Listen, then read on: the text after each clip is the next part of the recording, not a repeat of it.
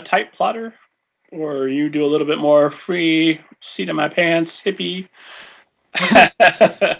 So it's kind of both. I'm kind of in between because I have to know where it starts and where it ends. Because basically it's knowing where the character starts and where the character is going to end. And that'll tell you how the story should start and how it should end. And I know I tend to figure out big plot points in the middle. And then so I know point A and point B. I start at point A and I start writing. And generally, as I'm writing, that's the kind of pantsing part of it where it's like, okay, how do I get to point B? And I just do it like whatever would logically come next. We go to that. Story always has to be written chronologically. I can't write it out of order. I don't know how some writers do that. I have to write it in order because every scene has to logically follow the last, and I have to know where the character was just before that. I have to know where they're going just after that. Sometimes if I have like an idea for like a snippet or something of like dialogue or a character revelation, I might type it out real fast and just put it away in part of a document and come back to it later. But I can't write whole scenes out of order. So I do a little bit of outlining, get a basic outline, start writing, and then I let that outline be malleable and I let it change as the story goes on. Okay, that makes sense. So do you write out an actual outline? I'm big on writing out my outline as I go, as opposed to beforehand. So do you keep track of that like that, or do you just keep writing and keep it all up here until you're good, with the exception, of course, of Monstrosity, where you've got your entire own individual Wikipedia? So I think I know what I did for Adamsville, and I think what I've been doing for most stories is like I'll write out an outline for the first half of the book. And then I'll put like the first half of the book and then how it ends. And so then I'll write using that first half of the book. And as I'm writing in my head, part of my brain is focused on the actual writing, and part of it is focused on like how these plot threads spin out.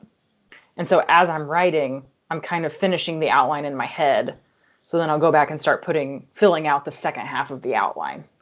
So then by the time I actually get to the second part, I have a better idea of how certain plot lines should resolve themselves, how the character arcs should resolve themselves, how the climax should work out, who's going to be involved where, what things I planted in the beginning that I need to bring up later, what I'm going to need to bring up later that I have to go back and add to the beginning.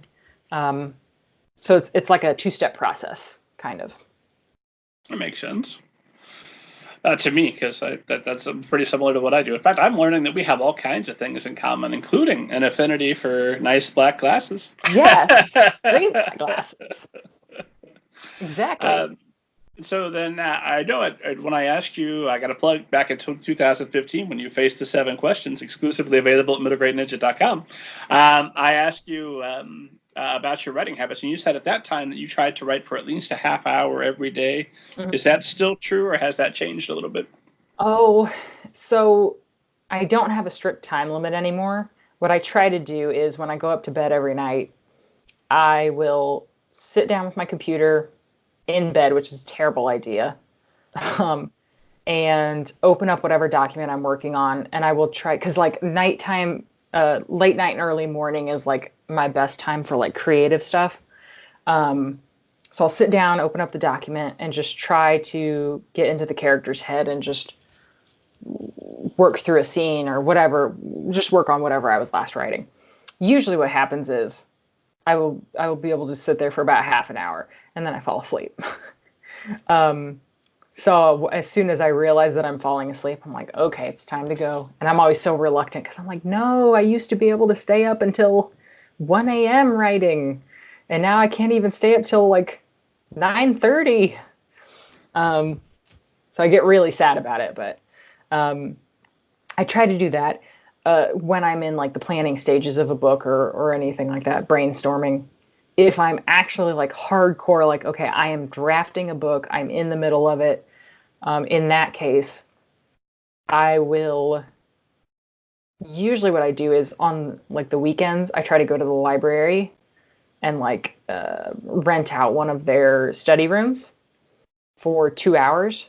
And I'll sit there with my outline and my computer, and I'll just try to get through, as much as I can while I'm there. So at least try to do like a chapter every 2 days or so.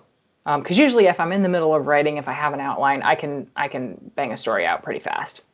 But yeah, if I'm just doing it for fun, just trying to feel out an idea or anything, I'll just do it at night right before I go to bed, and just try to get some of that stuff out of my head. So you mentioned banging out a story, and I had a couple of passages that I had. I had a bunch of passages that I'd drawn attention to, but I have a rule when it comes to passages: is anything past 100 pages is spoilery. Oh, yeah. So I don't share those, but there's where are they? I'm gonna read a brief part of your own book to you, so look forward to that. Oh, great. You had a couple of descriptions. His fingers were stickier than flypaper in June. I'm kissing my fingers for podcast folks. And then Greta Wake was what you got if a Greek statue had sex with the Williams-Sonoma catalog, which is outstanding. I was so proud of myself for that one because have you heard of, I believe it's called The Hater's Guide to the Williams-Sonoma Catalog, which is it's an online article that this guy does every year, and he gets the Williams-Sonoma catalog and he goes through and just makes fun of the stuff in there. And my agent actually like showed me this originally, and I was like, this is ridiculous. But like I had seen, obviously I'd seen that kind of stuff other places, and I was like, that's the kind of like, that's Indiana rich. Is like, that's Indiana rich right there. Like, this is stuff that you don't need, that is ridiculous to buy, that just makes you look like a rich person, but you're not really, you're Indiana rich. You may be fabulously wealthy, but you're still just Indiana rich. Betsy DeVos woke up tomorrow and was Indiana rich. She'd kill herself. Oh my God. But yeah, that was like, I was like, this is how Zora thinks of this. That's not necessarily the way that her Aunt Greta is, as we see later in the book, but like, that's how Zora thinks of her, as this kind of like Williams-Sonoma rich person who can just spend her money on whatever she wants and just always has to look picture perfect, and is like, just kind of Zora believes her aunt has this just kind of like uppity air to her, and like elitist entitlement. And so I was like, yeah, she would definitely compare her to the Williams-Sonoma catalog. Well, I like those, and then I picked those two because they were some highlights that I had early on. Mm-hmm. But then I had more throughout, and with Made You Up as well. Lots of highlights of just absolutely brilliant passages. So you're banging out your first draft. Are those great descriptions coming in on day one, or when does when do you polish your prose? All the really good stuff actually usually does come on the first draft, and I think it's because and actually I think in terms of like polishing prose, my prose never gets like upgraded in a way that I think some people think of it, where it's like, you're adding all these cool descriptions in and stuff. All the good stuff is already there. It's more like just trimming back the weeds so that you can see like the nice hedge. It's like you're just trimming the hedge basically. So trim out the extra words, rearrange some sentences so that they sound better. But yeah, all those descriptions just come out when I'm initially drafting, because that's kind of when my brain is just in like just worker mode, and so it's just kind of like I'm letting everything flow out. And those are usually the first things that come to mind when I'm really in the zone. If I'm not in the zone, everything sounds like garbage, and I just end up having to like, I'll read it later, usually on the second draft. If I read a passage and I'm like, this is weak, this is just weak writing, I'll go back and tune it up a little bit. Just make it more active, make it, a little bit more try to connect it a little bit more with the character and what's going on. But stuff like that, those usually come out in like the first draft. One that didn't, that I can remember for Made You Up, was so my editors had asked me to make put in a few more scenes between Alex and Miles, and like in terms of them getting to know each other and like their blossoming romance, and how Alex like kind of comes to be interested in Miles. And there's one scene where she takes him a piece of Black Forest cake while he's at work, and he eats the cherry off of it, and she like freaks out and is like staring at him, and she's like, oh, I could watch him eat cherries. I could watch him eat an entire jar of cherries. And that one came out in edits like pretty late, and that's one of my favorite lines in that book, is when she's just creepily staring at him and thinking about how she could watch him eat a whole jar of cherries. It is extremely creepy. I know. Like, I just imagine her being like, and I think she... But I also identify because young me was occasionally a bit of a creeper. So yeah, I get it.